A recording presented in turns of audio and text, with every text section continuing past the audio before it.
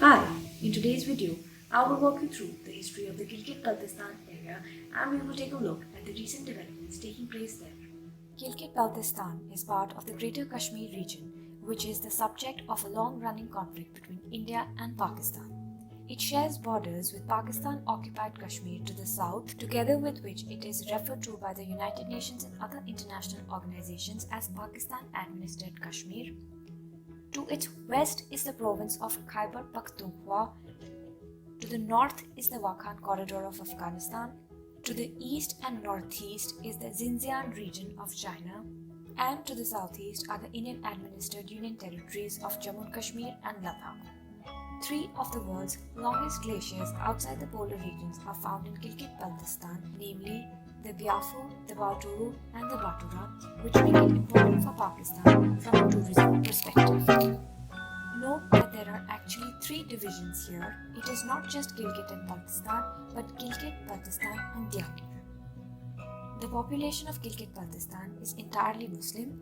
The region is also the only Shia plurality area in an otherwise Sunni-dominated Pakistan. The China-Pakistan Economic Corridor (CPEC) passes through Gilgit-Baltistan from Kashmir in China to Gwadar in Pakistan. Let us look at a little bit of history. In 1846, Gilgit-Baltistan became part of the princely state of Jammu and Kashmir.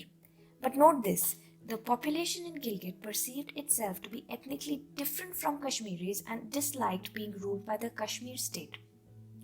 Under the Maharaja of Jammu and Kashmir, the princely state consisted of 5 regions. The 5 regions were Jammu, Kashmir, Ladakh, Gilgit Wazarat and Gilgit Agency. With changing equations in the early 20th century after the formation of the USSR in 1917, the British took Gilgit Agency on a 60-year lease from the Maharaja of Jammu and Kashmir in 1935. It was administered by the political department in Delhi through a British officer.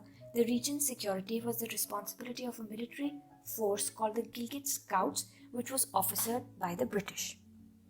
In 1947, with impending independence, the British terminated this lease and returned the region to the Maharaja. On 1st January 1948, India took the issue of Jammu and Kashmir to the United Nations Security Council.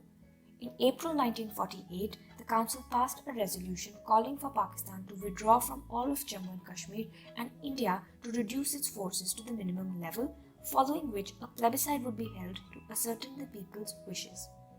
However, no withdrawal was ever carried out, India insisting that Pakistan had to withdraw first and Pakistan contending that there was no guarantee that India would withdraw afterwards. Gilgit-Baltistan and a western portion of the state called Pakistan-occupied Kashmir have remained under the control of Pakistan since then. While the residents of Gilgit-Baltistan expressed a desire to join Pakistan after gaining independence from Maharaja Hari Singh, Pakistan declined to merge the region into itself because of the territory's link to Jammu and Kashmir. In 1949, the government of Pakistan-occupied Kashmir handed administration of the area to the federal government via the Karachi Agreement on an interim basis. This was seen by some as an effort by Pakistan to legitimize its rule over Gilgit-Baltistan. In 1963, the Shaksam Tract, also known as Trans-Karakoram Tract, was ceded by Pakistan to China following the signing of the Sino-Pakistan Frontier Agreement. In 1970, the two parts of the territory, namely the Gilgit Agency and Baltistan, were merged into a single administrative unit and given the name Northern Areas. In 1984, the territory's importance shot up on the domestic level with the opening of the Karakoram Highway, and the region's population came to be more connected with the mainland Pakistan. Until the 1990s, Gilgit-Baltistan was governed through the colonial-era frontier crimes regulations, which treated tribal people as barbaric and uncivilized, levying collective fines and punishments. People had no right to legal representation or a right to appeal. Members of tribes had to obtain prior permission from the police to travel to any location and had to keep the police informed about their movements. There was no democratic setup for Gilgit-Baltistan during this period. All political and judicial powers remained in the hands of the Ministry of Kashmir Affairs and Northern Areas, the people of Gilgit-Baltistan were deprived of rights enjoyed by citizens of Pakistan and Pakistan-occupied Kashmir. In 1994, a legal framework order was created by the Kashmir Affairs and Northern Areas Ministry to serve as the de facto constitution for the region. In May 1999, the Supreme Court of Pakistan directed the government of Pakistan to ensure the provision of equal rights to the people of Gilgit-Baltistan and gave it 6 months to do so. In August 2009, the Gilgit-Baltistan Empowerment and Self-Governance Order was passed. The order granted self-rule to the people of Gilgit-Baltistan by creating, among other things, an elected Gilgit-Baltistan Legislative Assembly and Gilgit-Baltistan Council. Gilgit-Baltistan thus gained a de facto province-like status without constitutionally becoming part of Pakistan.